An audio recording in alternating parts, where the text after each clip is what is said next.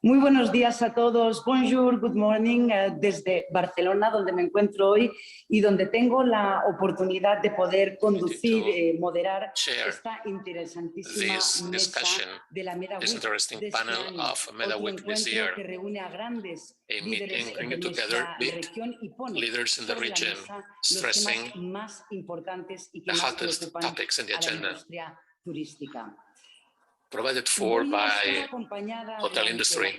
Together with me for the next 90 minutes, 7 standard professionals who will discuss several issues, interesting issues, critical issues. Now, when we change how the future of tourism industry, where the future of tourism industry goes, we will have a look at how the governance and the labor state now. We will go through all the news and the impact on technology, and of course, we will talk about sustainability. To do so, I do welcome this morning in this panel, Dr. Aidi, Mr. Mukarzel, Mr. Roger Allen, Mr. Tomeu Benassar, Mr. Jalil Mekwar, Adel Ben Youssef, and Mrs. Elodie Cassola. We are a table, multicultural table. Dr. Aidi says hello between Greece and Turkey. Good morning, Dr. Aidi. Good morning. Good morning. Mr. Roger Allen, he says hello from Budapest. Good morning. Good morning. Bonjour, Stefano. From Mallorca, Tomeu Benassar. Bon dia, buenos días. Buenos días. From Dubai, Jalil Mekwar. Hello, everyone. Hello. Adel Ben Youssef is saying hello from Bordeaux.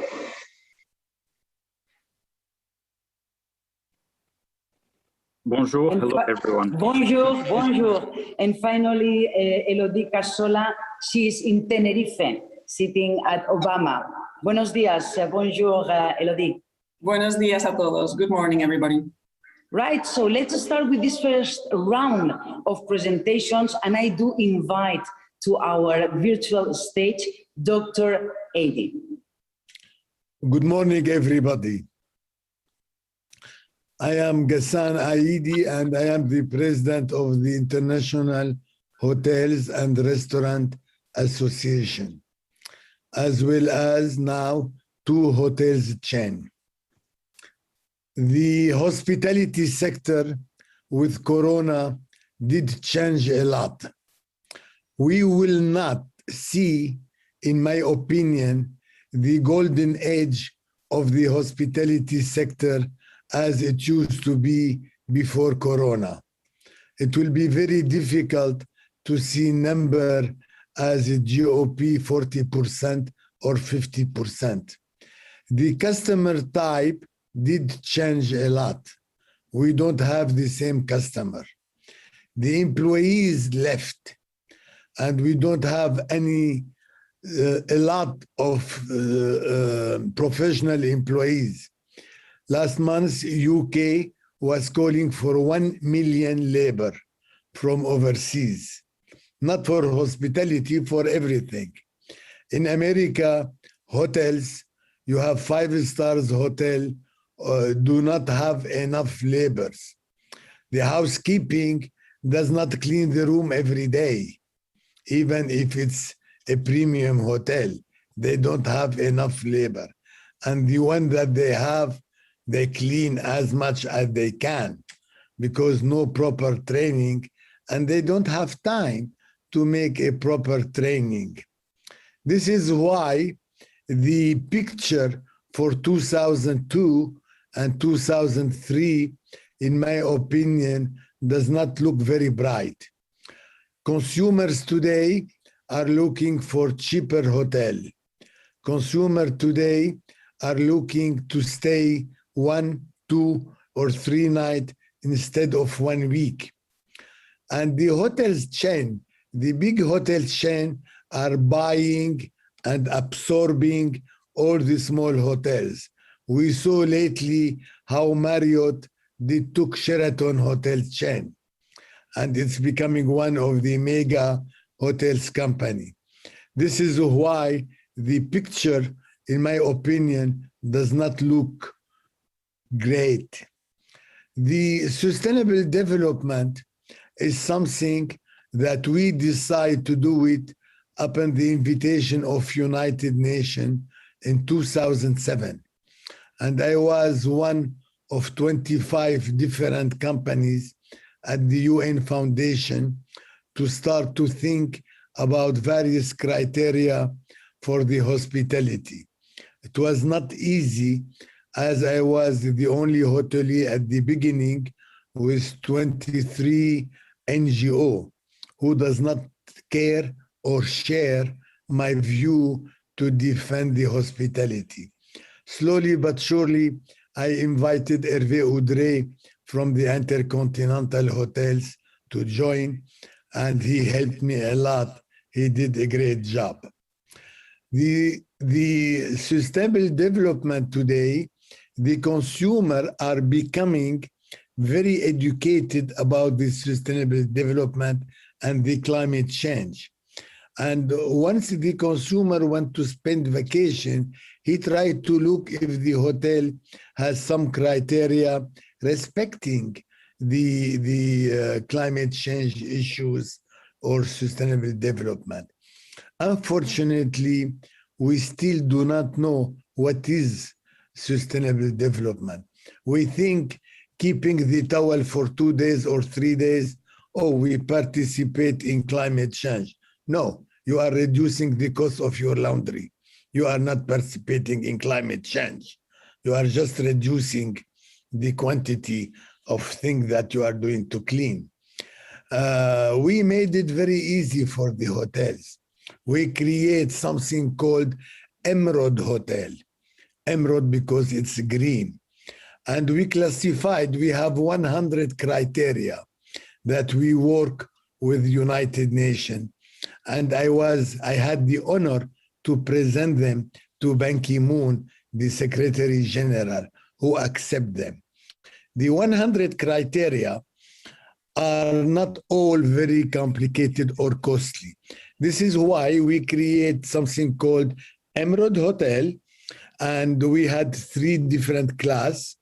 The first class, 1 Emerald, for any hotel who satisfy less than 50% of the criteria. Then we create 2 Emerald, the hotels who classified between 50 and 75, and the 3 Emerald for the people up over 75.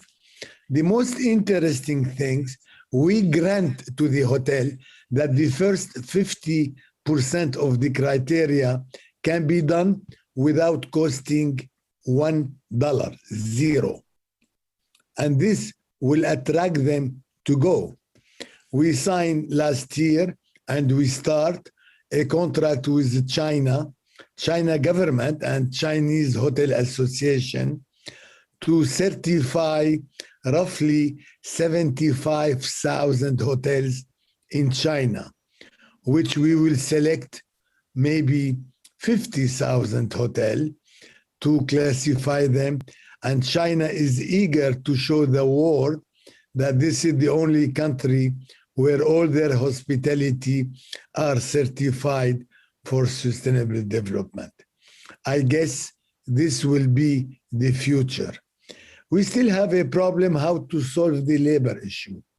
The labor issue is very complicated issue because you hire some unqualified labor, you spend some time and some money to train them. But once they are trained and they work with you 1 or 2 years, they start to look for some other hotels who pay them more. They say, we are trained, we know sustainable development, and we have been working 2 years.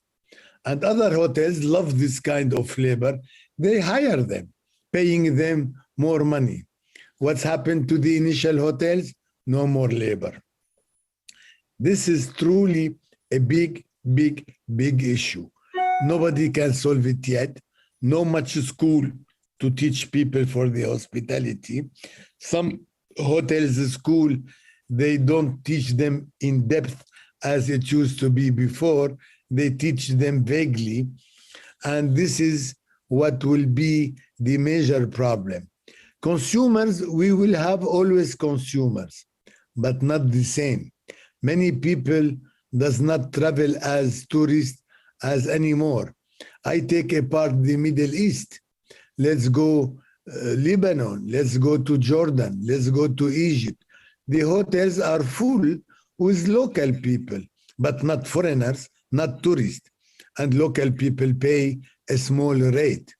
And this is not the kind of customer that the major hotels want. They want big spending money customer and not the cheapest one. My 7 minutes are gone? No, not yet. Carry on, please. I saw you coming to the screen. I thought you are giving me just a hint to stop. Please, Dr. Heidi, finish. Thank you. And this is what we will see. We will see a lot of big or major hotels buying or absorbing small hotels, family hotels, that they were the core of our business. The independent hotels were our origin. Our hospitality start with the innkeepers. If you remember all the innkeepers in France, the auberge, the aubergiste, and so on. Now they are going to be gone. It's like hospital. Now hospital, big one, take small clinic. And we will be lost between the various brand name and the trend. I am happy that I lived the golden age of the hospitality. Very proud of it, very, very proud. And we will try to continue to fight. The fight is long, is not stopping. We will continue to fight. I will continue to give the best of my time to try to solve those issues. That's all. Thank you very much. Thank you very much, Dr. Heidi. Great topics you put on the table. You've been talking about this shift of habits in the consumer, this change of the consumer. You've been talking about the concentration of the industry, which is quite important. Lovely that you shared with us the Emerald certification piece. And of course, labor, we are not the intensive labor industry, but we are a dependent labor industry. I love very much, Dr. Heidi, your sentence, your statement, reducing the cost of laundry, it's not fighting the climate change. I think it's brilliant. Thank you very much for the quote. And I would like to invite our next speaker, Mr. Amin Mukarzel, to join our virtual stage, and please share with us your presentation, the future of the tourism industry. Where is Amin? There you are on your time, please. Picture. All right, we'll take Mr. Mukarzel presentation on screen, please. Our technical office, if you please display the presentation on the screen. That's it. Thank you very much. All right. Again, thank you, Dr. Heidi, for always we learn from your comments and from your vast experience and long years of service. Thank you to all the audience. It has been a couple of years that we have been putting up with what is today driving the whole nation. So next slide, please. The future of the tourism and hospitality industry, it's a long-term trajectory. This trajectory called for two important criteria. One is the pillars, and the second one is the key result areas. So I identified here the first slide with the 5 pillars, starting with the consumer changing of habits, the behavior, and definitely the evolving consumer habits as such with what we have experienced. I need to be a little bit brief on this as I have only 7 to 8 minutes to conclude. The health and safety wellness is a second pillar important for us in the tourism and hospitality industry to address, not only to address, but also to attack every day. We as a company, Louvre Hotel Group, we have hired the services of a specialized third-party company, NSF, to carry out inspections, quality assurance in our hotels to ensure that all protocols, all requirements, all needs are not only as per local regulations, but also on an international spree of standards and requirement to give safety standards and to give this secured element to our customers, to our staff, to our hotel visitors. In consequent to that, the purchasing is changing. The procurement, the power of spending is changing. And here the power of spending is also changing on the travel pattern.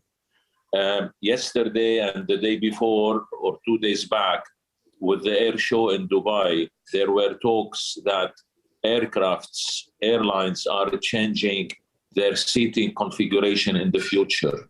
The consumer is going to change their habit, looking at wealth and health of their safety standards, and their wealth will be to know how much the business class will be reduced as, and I quote, digitization is an important element in our lives.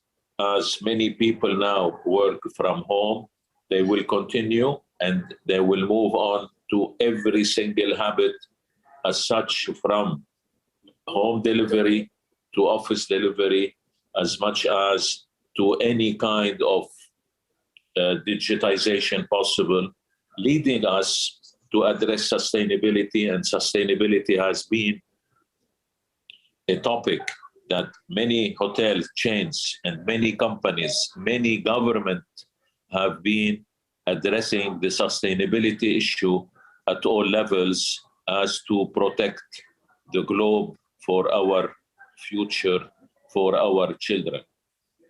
The next slide here calls for the 6 key result areas, and I tried to summarize them into remote working. So we see now more and more habits, as habits change in the pillar, to go to the key result area, remote working, to rural tourism, to attract rural tourism. It's very important now, as Dr. Aidi said, we are not going to see the same hospitality industry behavior like before.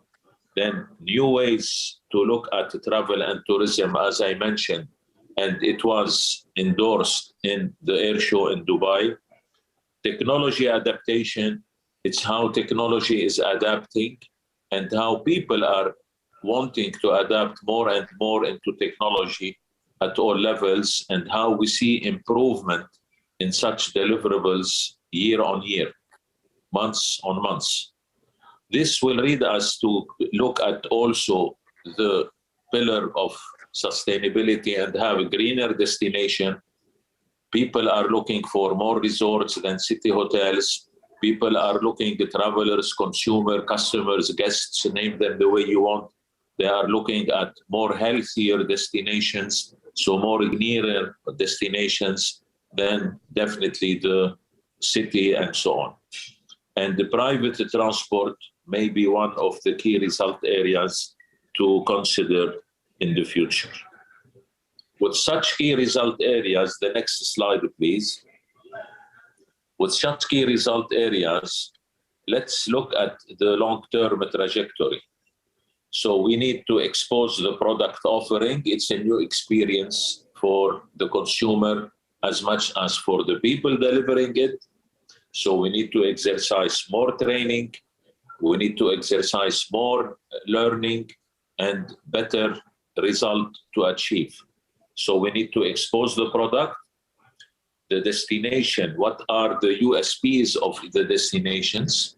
This is important to know. What are we offering different than other destinations?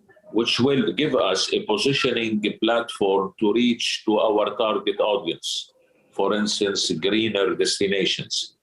And the industry, and here I say whether it's the tourism or the hospitality industry, we need to adapt to protocols, new protocols.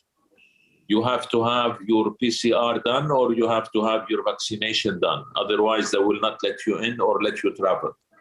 At airports, airlines, they are adapting to new avenues also. And in hospitality, we understand that now families will extend their stays only if they go to what is called extended stay and in hotel apartments. And this will be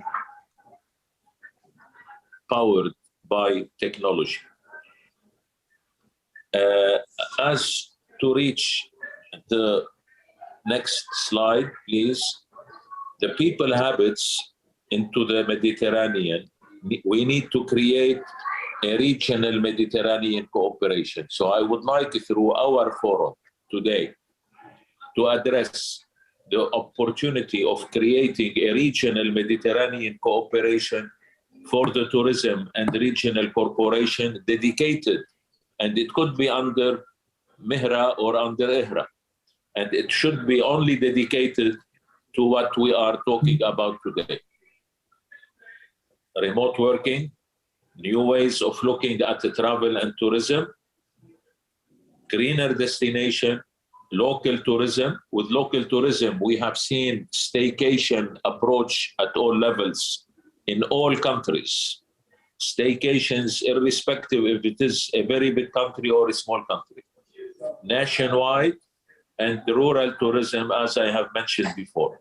Private transport and the technology adaptation. So we need to ensure for any new way of the pandemic to have two important elements that we live in: solidarity and resilience. This is an industry that is pretty resilient. To have such a Mediterranean regional protocol, so we can have also not only a regional Mediterranean cooperation, but also to create our own regional protocol to adapt to the 6 key result areas, serving the 5 pillars. In the resolution, next slide, please.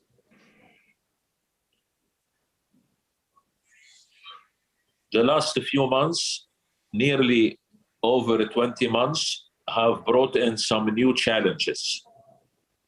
Learning, adapting to how our offerings and to adhere to all safety measures, ever-changing restrictions. So everyone traveling had to change the pattern, the restrictions of travel. Thus, we have adapted what I have mentioned into new standards, new protocols, new needs, new requirements. I would like to call such restrictions to have such rules acting as a wake-up call to the industry and to the consumer behavior. So our guest expectations and indeed to adapt to the respective emerging technologies. Very important to look at these resolutions, their adaptability, and the way forward to ensure the safety of everyone. Thank you very much. Thank you very much, Mr. Mukarsel. Great contribution to the panel, these 5 pillars, the 6 key result areas, the importance of cooperation, always, the importance of cooperation. And it's not the first time I hear this from you. This is an action that you always put on the table, the importance of cooperation in the region, and obviously digitalization, the greenization to make the industry greener, changes on mobility, the changes on work and life, many ideas to discuss. Thank you very much, Mr. Mukarsel. And let's take over on governance and labor. In the beginning of the panel, I was insisting that we are not an intensive labor industry, but we are a dependent labor industry. I would like to invite Mr. Roger Allen to join our digital stage, and please share your presentation with us. Yes, hi there. Thank you, Ava, and good afternoon to all of our viewers around the world. It's great to be joining such an accomplished panel of experts that is taking part in this session. I was wrestling with this key question of how can the hotel and hospitality sector be supported through the crisis and come out of it even more successful than we were during the golden years of hospitality. And it's a loaded question, and I need to be careful not to go on a tangent here. I think we often forget actually that and recognize that the tourism and hospitality sectors are made up of so many stakeholders that make the entirety of the tourism economic flow. And so that question is one that is loaded with many considerations that, you know, need to be factored within a consolidated answer. But I think it's also important to recognize where we are as an industry in looking at 2021, because we did see, you know, a real consumer appetite to get back to travel. And I have to be optimistic and positive here. And that was reflected in better than expected performance, particularly in leisure assets, when we saw, you know, easing of the pandemic restrictions. And I think noticeably, whilst the occupancy rates were not back to pre-pandemic levels, there was a significant increase in ADR as guests were willing to spend more on leisure. You know, I think that recovery in 2022 can also be positive if and once routes and airports are back to being fully operational. There's a big if there, and there's a caveat there, based upon what we saw happening in 2021 and the summer season that we experienced. So at the consumer side, we see a lot of optimism, and the results show that. But on the same token, if we look at, you know, investment and investors in the sector, investors were back during the summer, and we saw some very interesting M&A deals.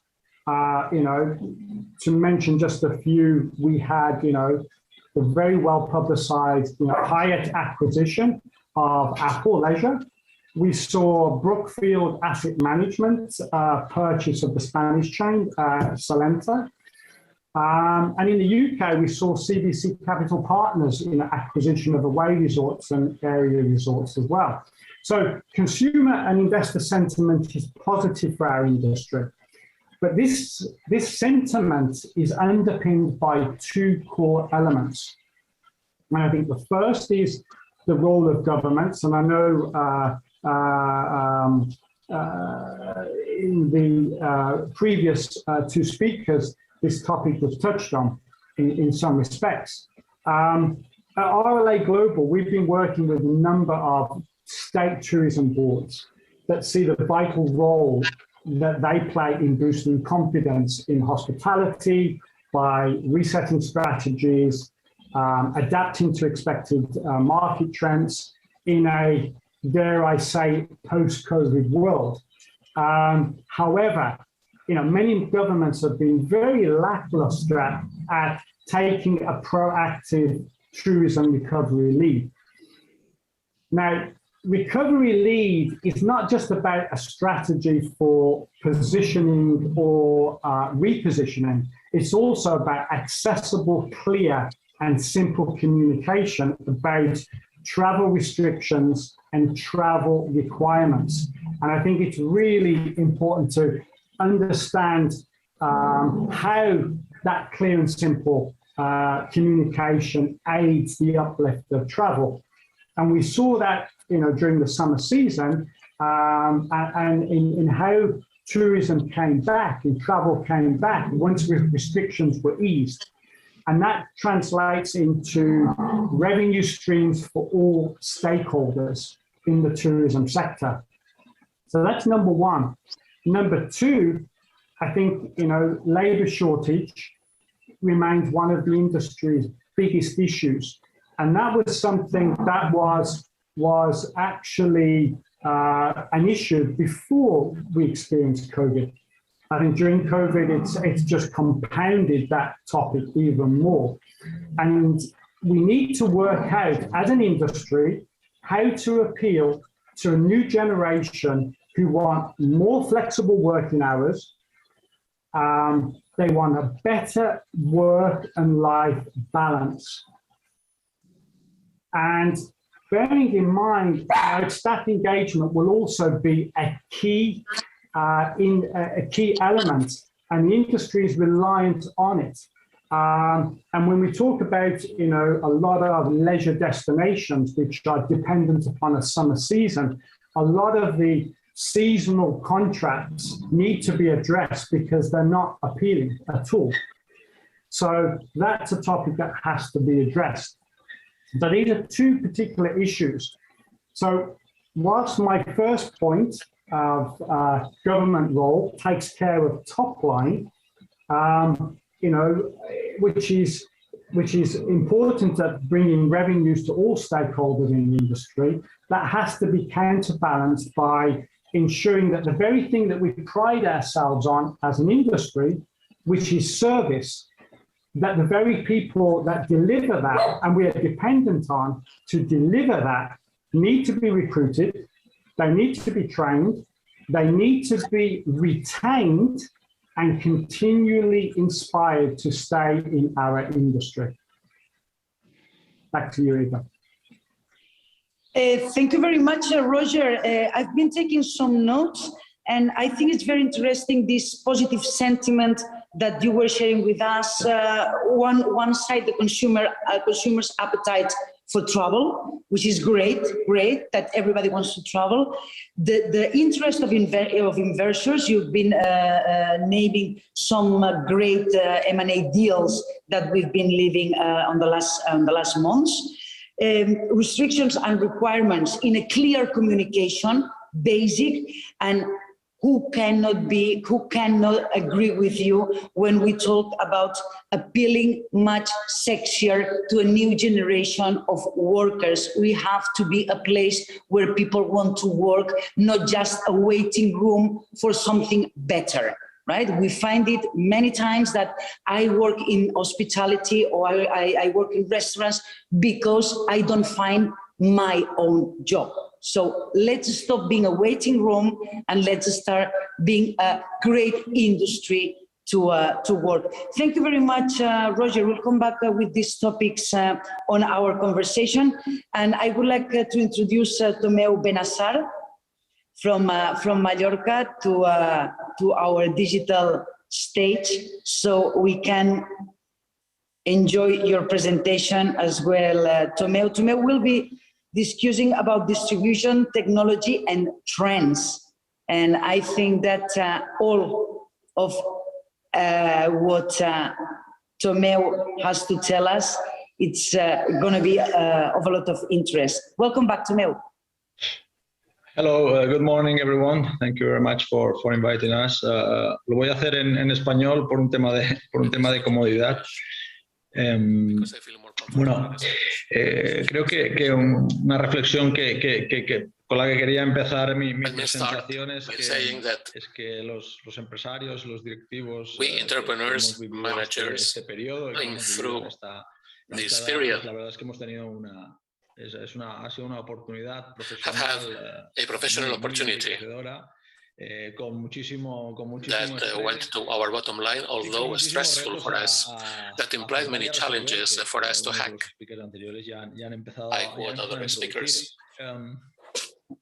Yo represento a Sol Tour Travel Partners. I represent Sol Tour Travel Partners, a corporation focalizada dentro del mundo de la touroperación, creando within tour productos y valor, operator industry, creating todo value para, products for para los distribuidores, para en especial para las distributors, agencias de viajes, especially travel agencies. Portugal, Italia, We donde operate tenemos un in proyecto Spain de and Portugal, liderazgo, where we are con leaders dos marcas muy reconocidas. La with two primera, famous que la brands. conocéis, es First, Sol you're Tour, acquainted with it, un Sol Tour, touroperador tradicional. a traditional tour operator, Y también distribuimos with, and you also de Smile Travel, retail Smile Travel, más moderno, a more recent initiative generated by Logi Travel Corporation.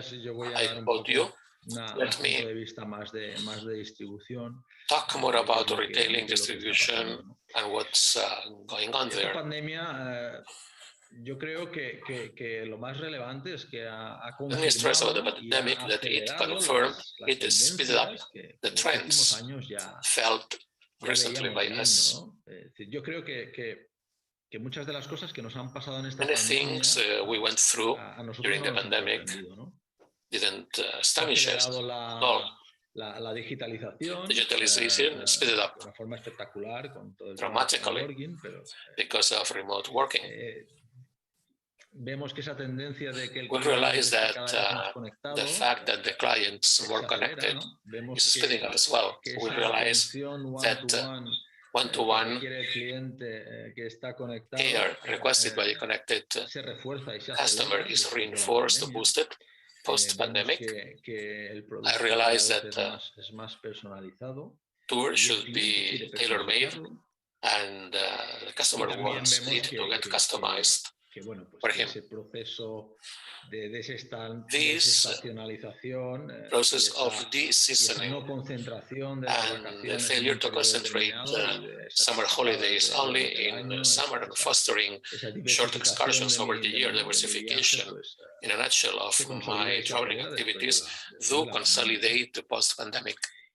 La gran cuestión que nos hacemos todos the big question in my mind is whether traveling will carry on going up, boosting. Es una gran cuestión, pero la respuesta no es muy positiva. It is a big question. The answer is not positive. In 2019, the GDP grew 3.5% and the international 1.5%. It implies consolidated growth year after year. And the revenue of tourist companies also grew recently. Esta es la gran cuestión. Lo que está claro es que el viaje de clearly the business travel, the usual one, está en deterioro y going down. Y está por ver que se recupere, y desde luego I don't know whether it will look up. Más a largo plazo. Recoveries may take place the long term. The pandemic helped us get to know new trends que parece que tienen pinta that de que apparently are here to stay. Para quedarse, ¿no? Los usuarios, los clientes le dan mucha Users, customers, to place premium on security, safety, safe traveling information related to ese elemento, es decir, se recupera ese concepto de seguridad que vivíamos en again, they insist on security during the 80s and 90s. When you went to an unknown place now, this is a fad again. Customers to place premium now on health considerations, on health safety, hence they're willing to go to places where they feel secure, protected. I go back there to places where I feel safe and secure. It seems there is a trend, as you said earlier, related to the fact that customers will try to escape massification and go towards niche products, rural tourism. This will go up. This will skyrocket to the detriment of mass-made products. We all know that the existing trend that's consolidated now is that the retailing and tour operation will always input value, provided there is a volume proposal around it. It creates a different product. So freighting an aircraft should be easier versus now. It should be able to specify what the product is, and it should create an experience and guide us towards a most experience based tourism, thus escaping just offering services as an agent, service agency, with your only proposal being communication. This is doomed. This is doomed to failure. Entonces, bueno, nos enfrentamos a grandes retos y a grandes We face big challenges and opportunities alike. Nosotros sí que vemos que los We negocios que aportan realize that businesses that input value now a ritmos de grow up producción de prepandémicos, con lo cual eso es and go back to pre-pandemic normalcy, which is good news, especially los negocios y los productos businesses and que products tienen esa adaptabilidad that adjust a las nuevas necesidades que to the new emerging needs that did change a lot, as you said. Con lo cual, eso es una buena noticia. So this is good news. Y bueno, y está por ver, pues we don't know yet la gente whether seguirá viendo y el people, consumidor seguirá viendo whether consumers el viaje, la vacación, will consider nuevos destinos, holidays, traveling, new destinations versiones en ocio más importantes dentro de tu. as the most important entertainment choice in the portfolio they get. Thank you. Tomeu, let me highlight your items in your presentation. Namely, the pandemic did speed up digitalization and other trends. To name a few. Now we have a new digitalized ecosystem, trends that go up, such as the discovery trips, experience-based packages are requested by the consumer, by the holidaymaker, that escapes mass concentration, looking for new niches that discriminate the customer. The trend to increase more trips over the year instead of traveling just over one season in the year. Safety first does matter, as we say, safety first. Let's guarantee safety and security for the customer. Let's be able to clarify it for the customer. Finally, one question, which is when the industry shall recover and go back to pre-pandemic normalcy. Business tourism, event tourism is a big lever in our hands to grow up. When shall it go back to pre-pandemic normalcy? Thank you for your words. To this digital stage, Jalil Mekwar, and with him we're gonna have a deep dive into technology, into the learnings from these last months, and probably will be the most techy presentation of the day.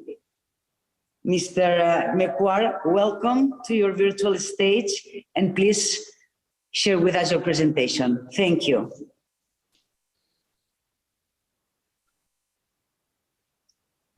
We're trying to get... Eva. Thank you very much. I'm going to switch to English if that's okay.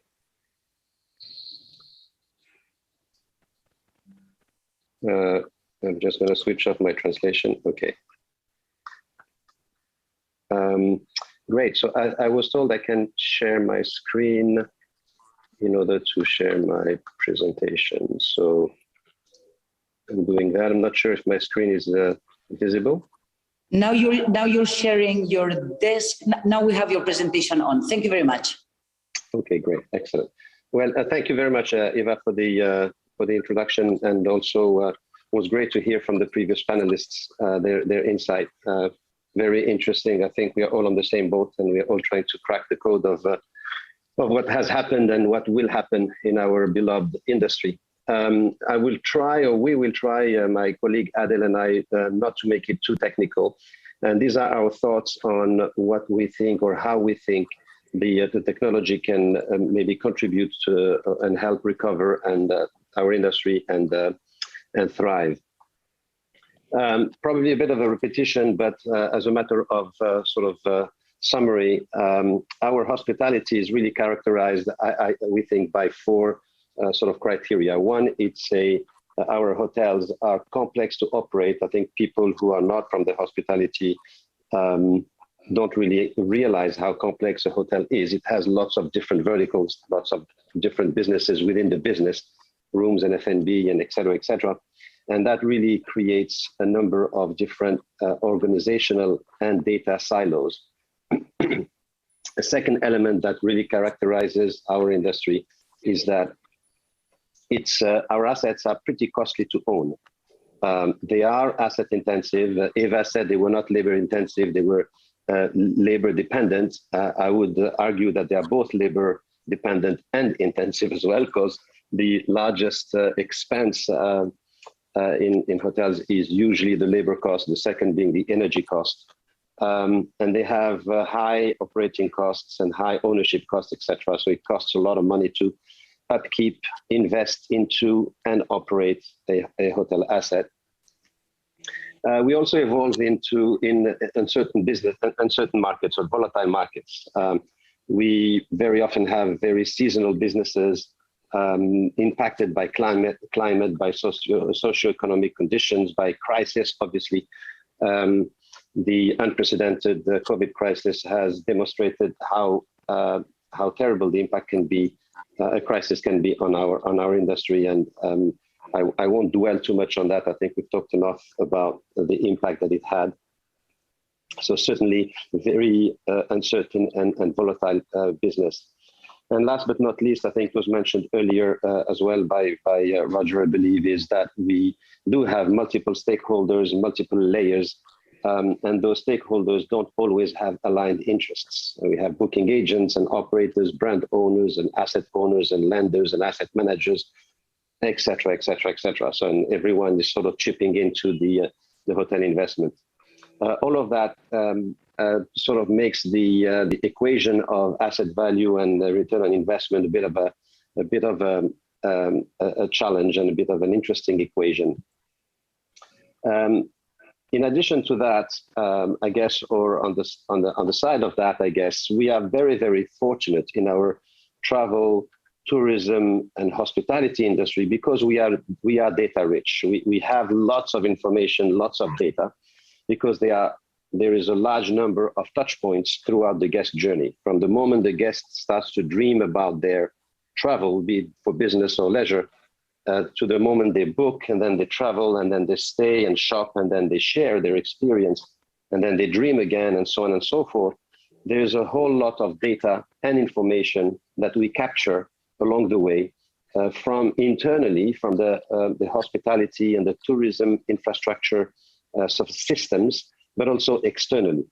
And there's a whole bunch of data in a whole bunch of different formats that actually are connected, but we collect them in a very disconnected fashion. So we're very fortunate to have all this data, but really, what do we do with that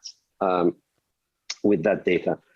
Well, what do we do with it? We have lots and lots and lots and lots of systems. We are actually excellent. We are brilliant at using systems. I mean, when people say we are not advanced, we are, except that we are completely disconnected. A normal hotel will use probably, I'll say on an average, between 20 to 40 different systems at a time. And these systems don't always talk to each other. So we collect all this great information, great data, but we keep them in very, very strict silos, I would say. Now, we may think that's not really important, but when you rely on hotel systems, which you have lots of, and on top of that, you have lots of additional data from outside of the hospitality or outside of the hotels that get collected either through, airport data or weather forecast or tourism boards and so on and so forth, and of course, social media, etc. And in addition to that, there are organizations out there that are creating market data. and that generate all this information. But really, we actually probably use, and this is not a scientific number, I haven't done any study or anything, but in my 30 years in the hospitality industry, from operator to asset manager to ownership groups, etc., to consulting and advisory, I really feel that 10% is a very generous number in terms of the amount of data that we are using for the benefit of managing our properties and making sure our investments are optimized. I'm being very generous in saying 10%. I think so.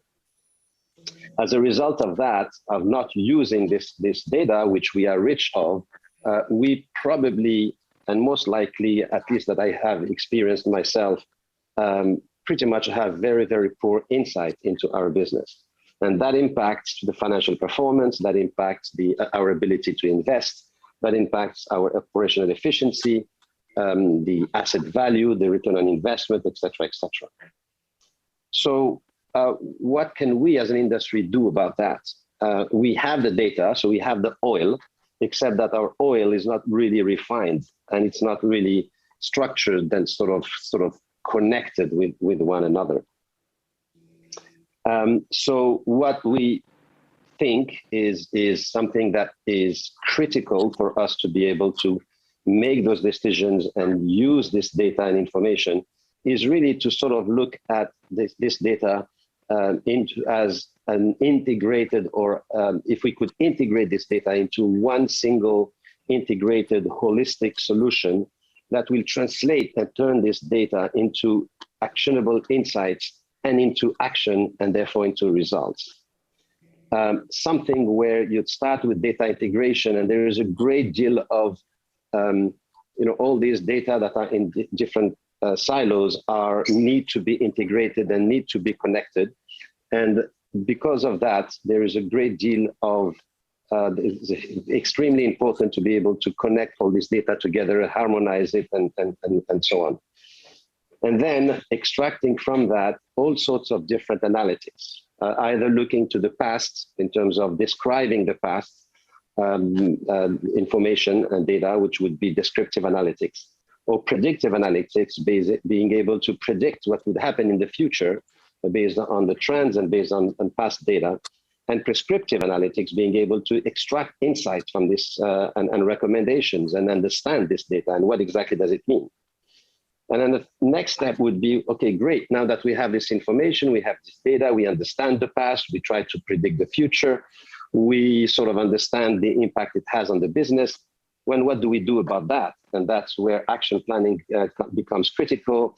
Transferring knowledge, I think we talked about earlier, the panelists talked about the importance of retaining our staff, training them, making them evolve and grow. Eva said, I love what Eva said when she said, we are not just a waiting room. I would call that we should become a destination rather than being a waiting room in terms of employment. But to do that, knowledge transfer and training our people is critical. So basically, the idea here is really start with the data, translate that into translate that into knowledge, that then becomes insights, which then translates into action, and then the actions result into better results. And that's really what we feel is critical in order for our industry to be able to recover properly, rethink the way it is doing business. I know there is Einstein is credited with a quote, which I believe it's not him who said it, but who cares? Somebody smart said that the definition of insanity is to do things over and over again the same way and expecting the different results. I think this crisis has shown us that we really need to think about things differently. How can we harvest what we have? How can we use the oil that we have, which is data, information, in order to really make that work for us and produce better results? So with that, I'm going to hand over to my colleague Adel, who's just going to sort of explain how would that even be possible for our industry today on the technical side. Thank you, Jalil, and we welcome Adel on our virtual stage today. Yeah, thank Adel, you. bonjour. Yeah, bonjour. Thank you, Jalil, for having make this clear introduction on what we need. So I'm going to switch to French. I will be very comfortable on speaking English, but I prefer to speak in French for the following. Donc, toute la complexité the complexity that Jalil has described before me bring us to think that the information systems that are sufficient, but as you have seen in the second slide, there are many solutions that can be and can answer the technology. If you allow me, Jalil, please. I will take the presentation myself. Shall I take the presentation, Jalil, please? The presentation that we have on the screen, so Adel can carry on the same presentation. I can show it. I can show it.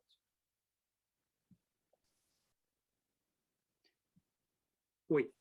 Donc, ça amène en fait toute cette complexité apparente. This apparently encore plus de contraintes sur les has much more limitations when dealing with the information systems. As we previously said, the last year and a half, the amount of mergers and acquisitions in the hospitality sector really needs a quick integration of the information systems. This adds on more complexity, something that it's kind of difficult to overcome today.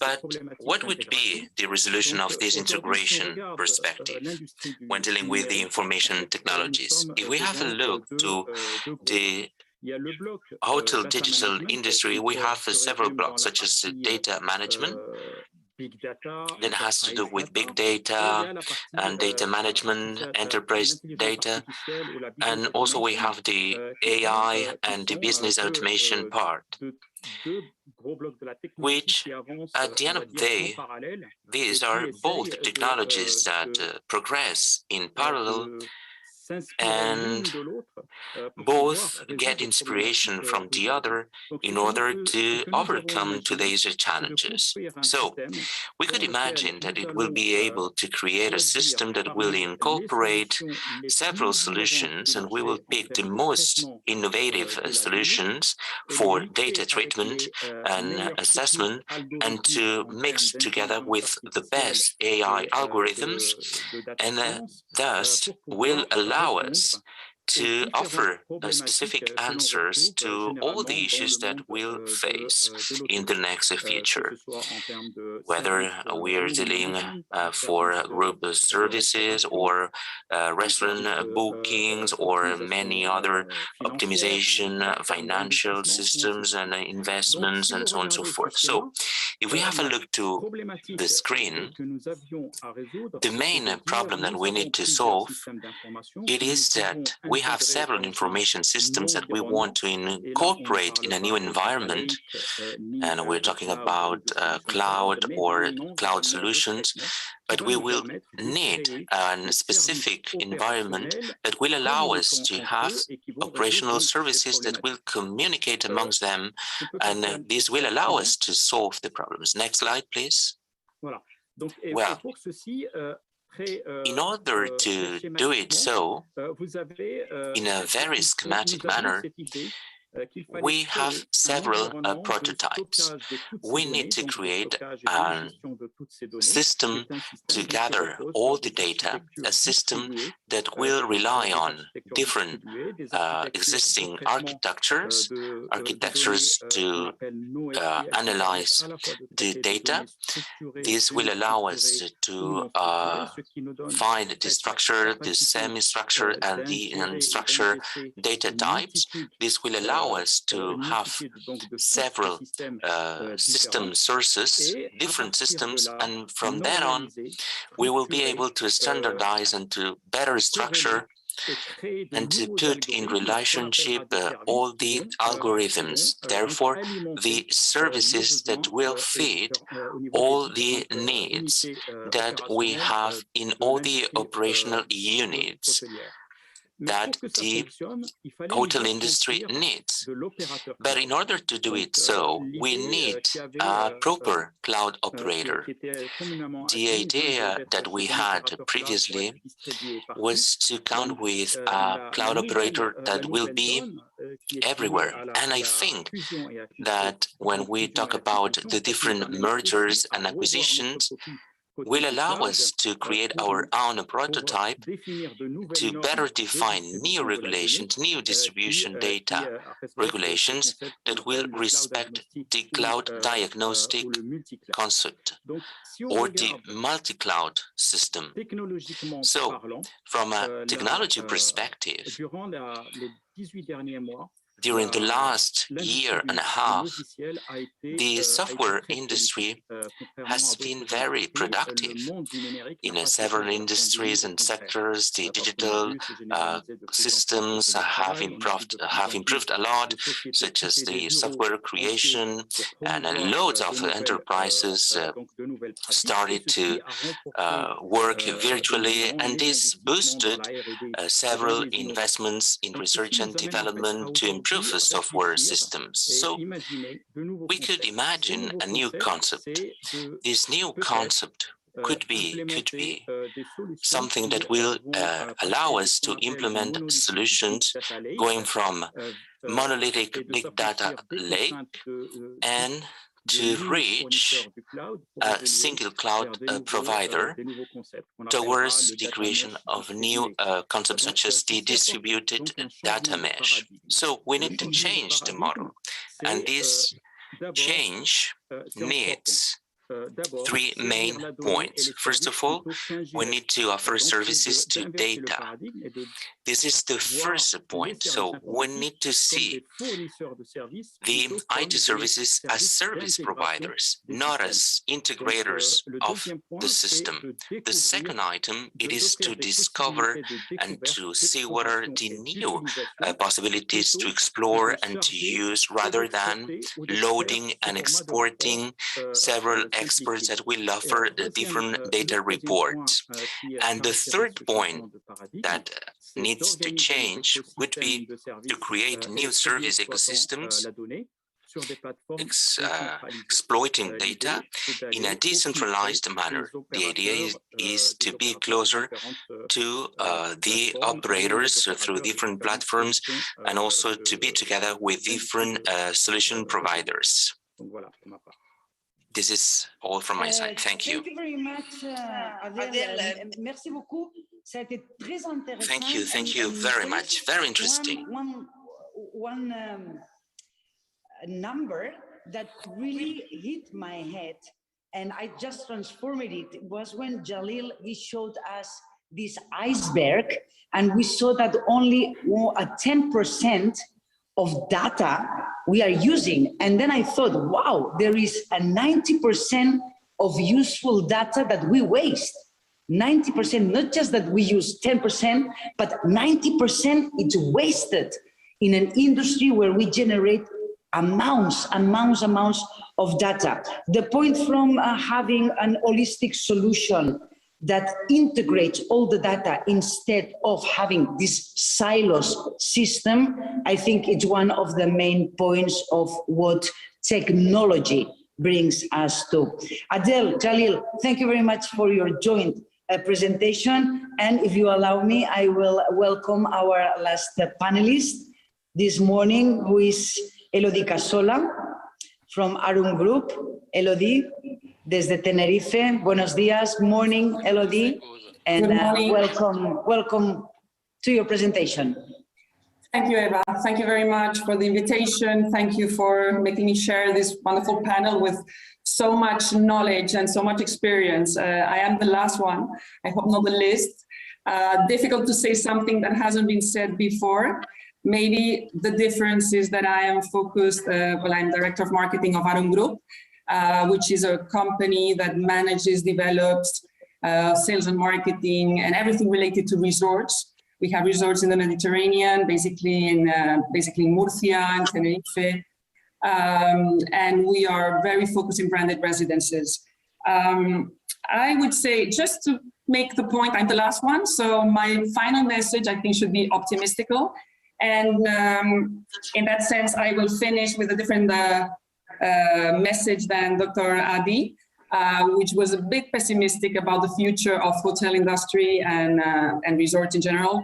I would say in our experience, we as resort experts or specialists have really come out of this last 2 years stronger than ever.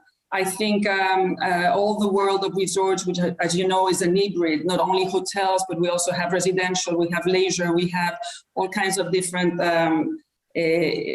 leisure activities. And let me show you a little bit, a few images that will tell you more than what I can say.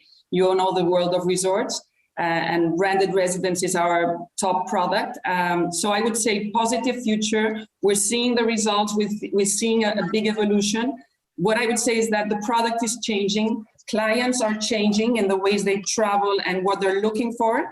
So maybe not the old classical kind of hospitality that we were offering will continue to be here. We saw this summer already the numbers of occupation and ADRs in our resorts coming up to levels very similar to pre-pandemic, and we are seeing for next year a lot of demand and a lot of action, a lot of movement. So we are optimistic. We think it will come back and maybe even better and stronger than what we were before COVID. How did we survive? Well, here you've talked about it. I'm sorry that the presentation was done already before listening to all of you, but I think with many details we all agree that non-stop communication was key. Communication in very different aspects. Communication first to all our teams. We needed to communicate what was happening during that time where incertitude, insecurity, fear was everywhere around us, inside the company, outside the company. So first thing, we had to explain, first of all, think about what we were going to do, change completely our strategy, reinvent ourselves at the same time as we were understanding what was happening around us. So we needed to be very fast and very creative and lots of energy. All our teams working not 100, 200% to reinvent and redirect the boat on the right direction. So communication to our teams, to our people, to make them feel secure. Explain what we were doing, and doing what we were saying we would do was a key, also important for confidentiality. Bring our services to our clients' homes. What happened in a resort is that we used to have everybody come in and enjoy and live in our resort. That was impossible. People could not travel or come to visit us. So we need to move all our services, all our lifestyle, all our restaurants, activities, anything that would normally they would have in the resort. We had to invent ways of sending all those messages to their homes, create a sense of belonging, and make them feel that the connection was still there. And also lots of the people that were staying in the resorts, many people did not leave and decided to live in the resort and spend this time in our hotels, in our properties, playing golf, going to the restaurants, and they were still open. So that made us resilient and strong, and also send a message that things could work well even in the worst periods and the most difficult situations.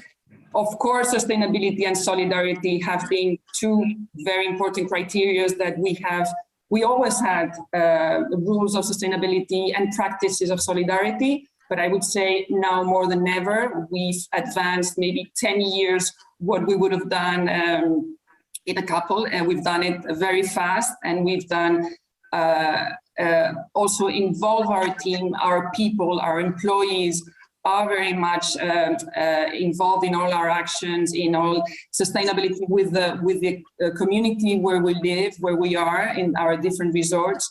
So they participate with people that they know, with the families, and that's part of also making them feel very comfortable and part of a company that is not only thinking about doing money and making money for our stakeholders, but also bringing good practices for the neighborhood, sense of community, of course, team building, as I said. And also we developed a very strong, before I think I heard the 100 rules that we need to achieve to be really sustainable and not only sell it as a marketing tool, which I'm very expert on. I'm a director of marketing, so I use it a lot, but there has to be reality behind, otherwise marketing doesn't work. I can put it in written, but when people come, they really want to see that this is reality. So all our suppliers are obliged before working with us to demonstrate that in every different practice, in construction, in landscaping, in food and beverage, and in all the areas of business that we cover in our resorts, they need to prove and show us which conditions are they using in all those areas. So this is already part, and it's here to stay, of our regular business. Lessons learned, and specifically in branded residence, as I said, we I think will come out stronger than we were before, because we had to reinvent ourselves, and because the fact of living in a resort or going to a resort has really increased in interest, not only from clients, from property owners that come and buy properties with us, from the clients that stay at our hotels, that come to our restaurants, that play golf with us. All this has really increased in interest, but also from the point of view of investors. Never before investors were looking at resorts like an interest asset. It was something that too complicated, not something that we would feel comfortable with compared to a business or city center hotels. Now, I think it's the other way around. From a point of view of investors, and at our own group, we work a lot with investors that are partners with us in our different resorts. The interest in resort has increased incredibly. The value that they give to those properties has come up. So all this is part of I would say, the positive side of the hard time we had those 2 last years. All the services that we provide will even increase more than ever. The fact of living in branded residence, where you go as a tourist, but you can also own, and this is an hybrid between both, where you can stay, you can live, you can work, you can do all the leisure activities you would have maybe in a city, but you have it in a controlled area, in a gated community where the rules are decided internally. And of course, the safety part is, as we have spoken before, so important. This has really increased the value of and the interest of these destinations.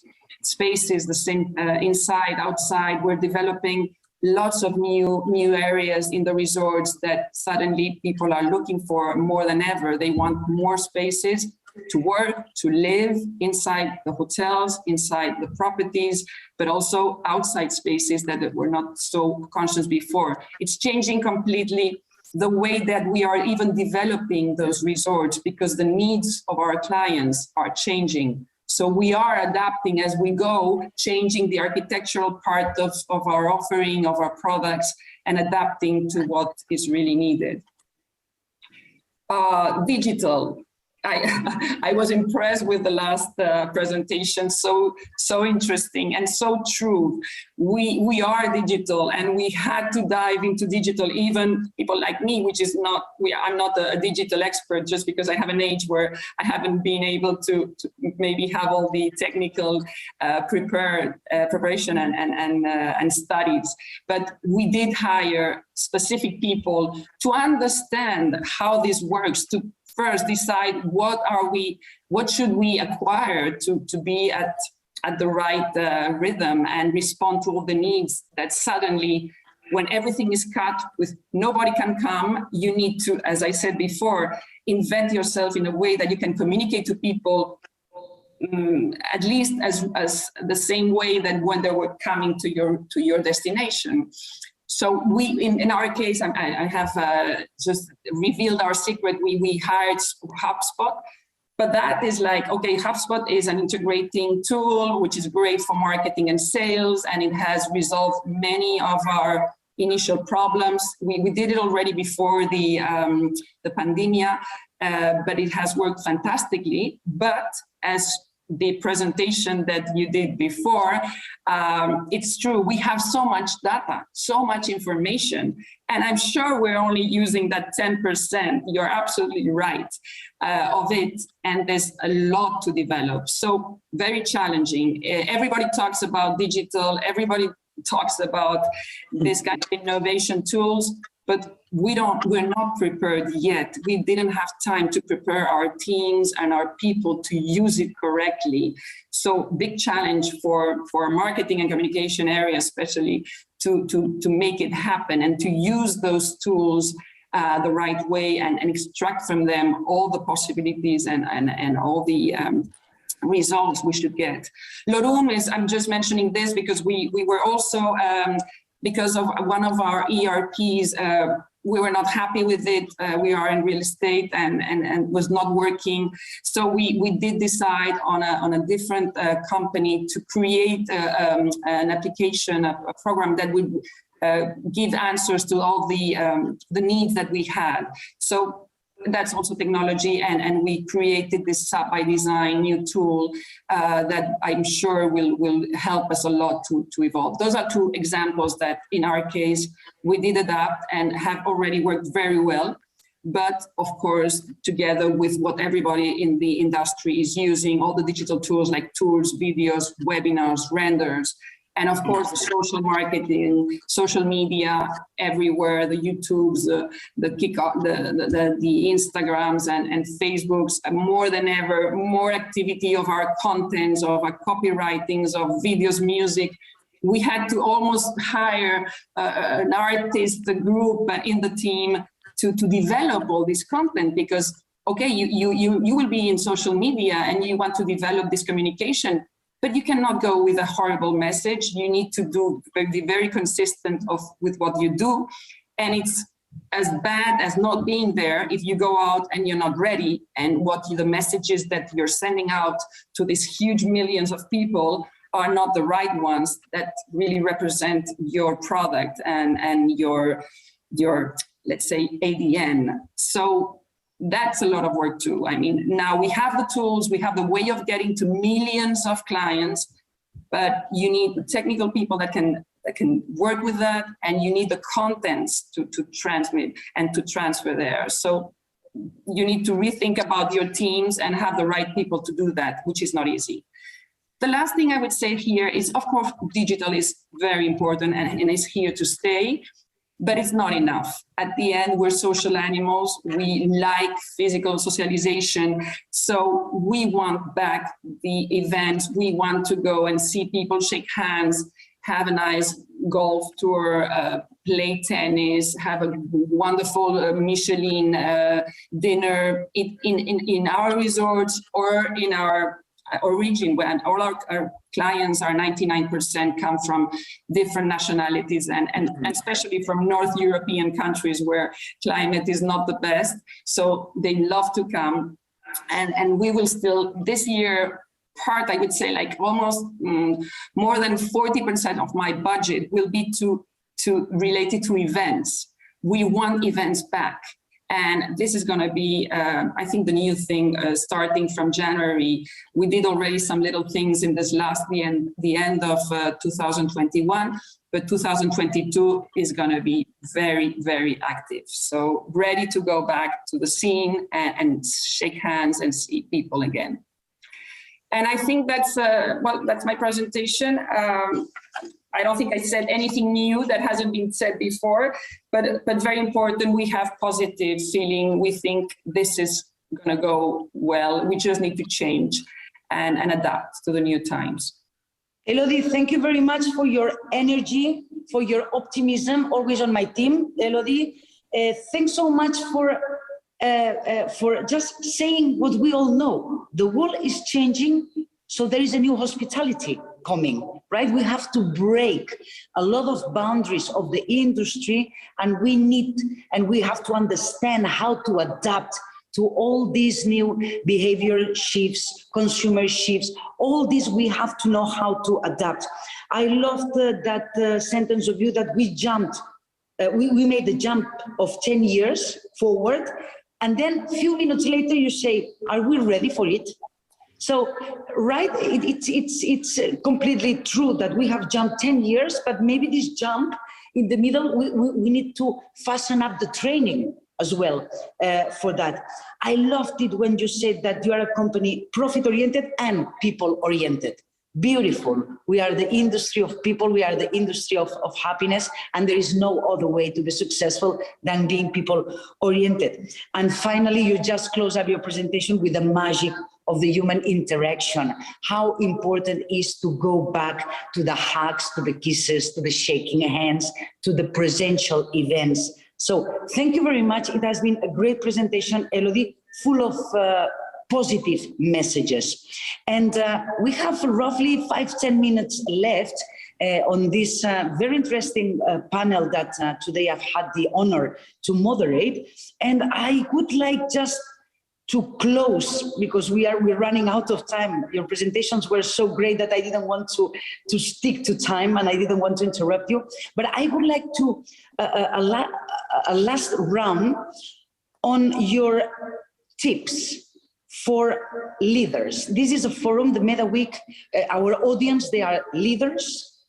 And which are the tip or a couple of tips that you all would give to these leaders to keep competitive, to keep updated in the digital transformation, to really work on sustainability, not on green washing? So what would be those couple of tips that each one of you would give as a present today to our audience, this audience of Mediterranean leaders? And I would like to recall back Dr. Adi, please, if he's still with us. Just I have few advice.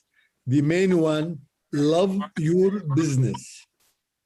Love your business. Don't treat your business as only a milky cow to make money. It's good that you make money. You invested, it's good to make money, but love your business and made your employees to love your business. You can spend a fortune to do marketing and sales, but your employees are the best marketing and sales, treating their customer as they are at home. I do believe very much in the human nature at our business. I have 7,500 employees, and I can tell you, I know roughly about 6,000 of them by their first name. That's why love your business. Thank you. Dr. Adi, thank you very much. Best tip ever. Mr. Mukarzel, I would like to invite you for this last tip, last advice to our beloved leaders and to these new generations that are facing a great change in a new world, and they have to invent and design and create the hospitality of the future. So I would like to invite Mr. Mukarzel on stage to, thank you very much, here you are. Yes, thank you. To also complement what Dr. Adi is saying, one of the core values of our business, of our industry, is people and talent development. What we experience today, every single nation is coming back to rewind to tourism. Look at the good example for 2030 initiative and the drive for the Kingdom of Saudi Arabia. 40 years ago, 30 years ago, and 20 years ago, as I was always around, we never thought that this could happen. So talent development is the most important, to develop our ladies and the gentlemen in the nation. This is one. Two, to have work with integrity. Integrity amongst each others as leaders, amongst any offering we have. And then definitely to be result-oriented, driving for profit. We have by the end to make money. And whatever it may take in this respect, and we can talk further and further and further. So I think this industry is resilient. This industry is one of the top industries in the world, as we are the #1 employer, us and technology, but definitely people is the driving force at all levels. And the respect of such integrity, respect, and all such issues. God bless you. Thank you, Eva, for moderating this panel today. And thank you for the other panelists. It was a pleasure. And until then, all the best. Thank you. Thank you.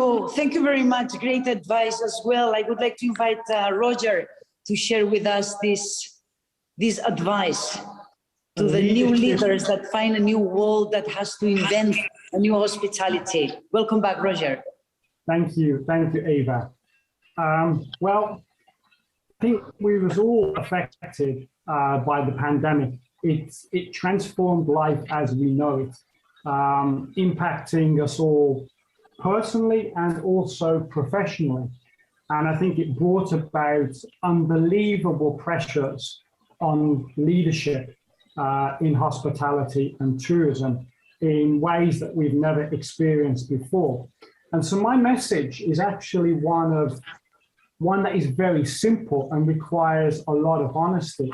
And that is, we have to, as leaders, get more comfortable with the idea that you're not always going to have the clear answers to provide and not always be able to project certainty. It is okay. And I think that was a big challenge during the pandemic, is that everybody was looking for the answers and we didn't. And, we wasn't comfortable with that idea. And sometimes as leaders, we have to accept that whilst, giving confidence to our teams in leading them through the challenging environment that we have. So honesty in understanding the challenges that we face. Thank you very much. Jalil, your turn to share with us and with the audience your advice. All right, I'll be brief. I really have three, I don't know if it's advice, but rather thoughts. One is remain positive, have faith, confidence, and trust that we in the hospitality industry can solve our problems. Second one is don't be afraid to reinvent yourself.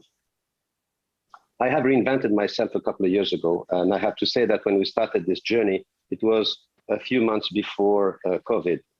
COVID has made this a lot more relevant, but it was a total reinvention.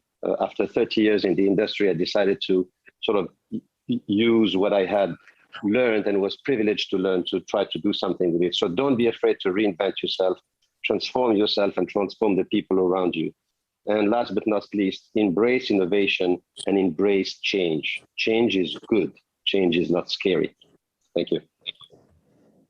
Change always brings great opportunities to one's life. Adel, I would love to share yours. Oui, je reviens en français. Donc, alors, first of all, I would like to say something still the digital. Digital is insurmountable allied in order to solve the problems of our industry.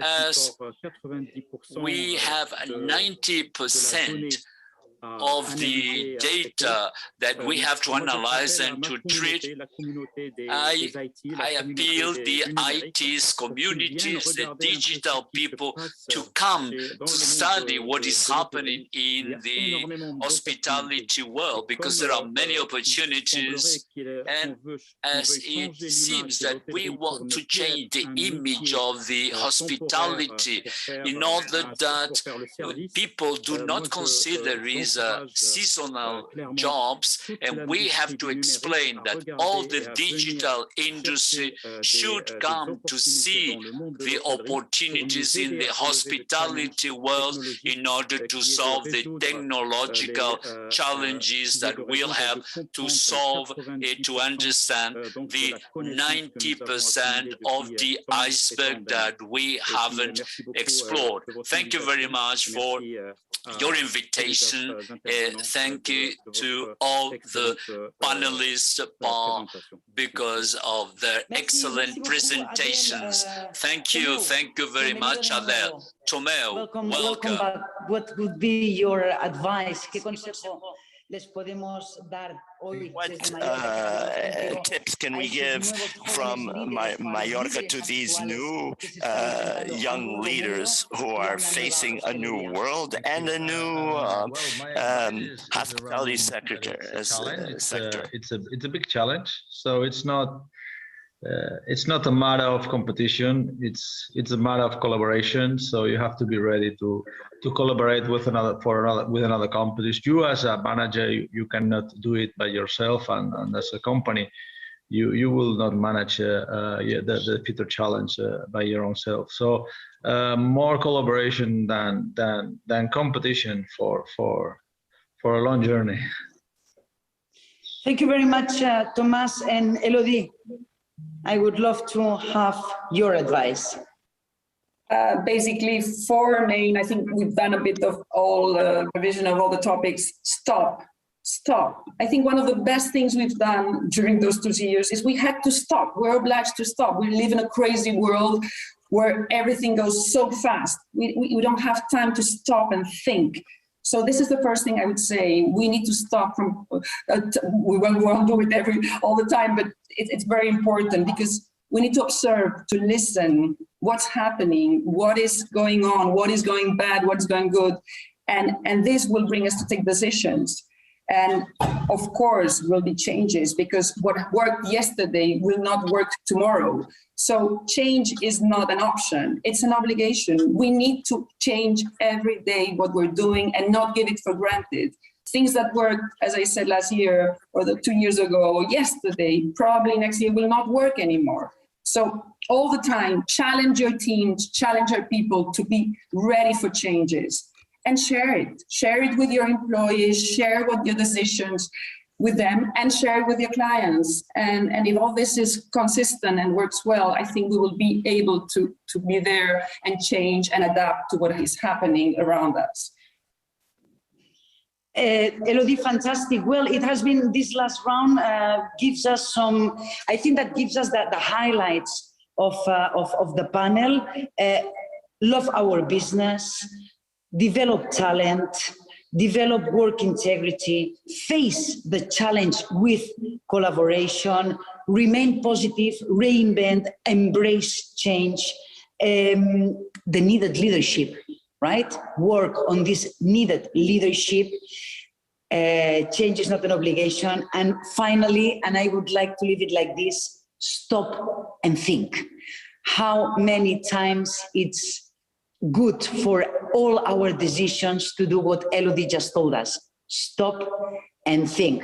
I hope that this hour and a half of knowledge and sharing experiences and learnings on this last year have been a moment of stop and think for all of you. And I hope that you have been so inspired by the leaders that we've been sharing this panel today at the MEDA Week. One more time, thank you very much, Dr. Heidi. Thank you, Mr. Mukarzel. Thank you very much, Mr. Allen, Mr. Benassar, Mr. Mekwar, Mr. Ben Youssef, and Mrs. Casola for your participation and for your generosity of sharing with us your opinions and your experience. It has been a pleasure of moderating and presenting this panel today for MEDA Week. And if there is okay for you, I will wish you a very nice weekend, and I will wish you a great, great, great era of beautiful changes to all of you. Let's face the opportunity, let's face the change, and let's celebrate the love for our industry. Thank you very much to all of you. Thank you. Thank you. Thank you. Thanks very much. Merci beaucoup. Merci. Thanks, everyone. Bye-bye. Bye, Eva. Thank you. Bye.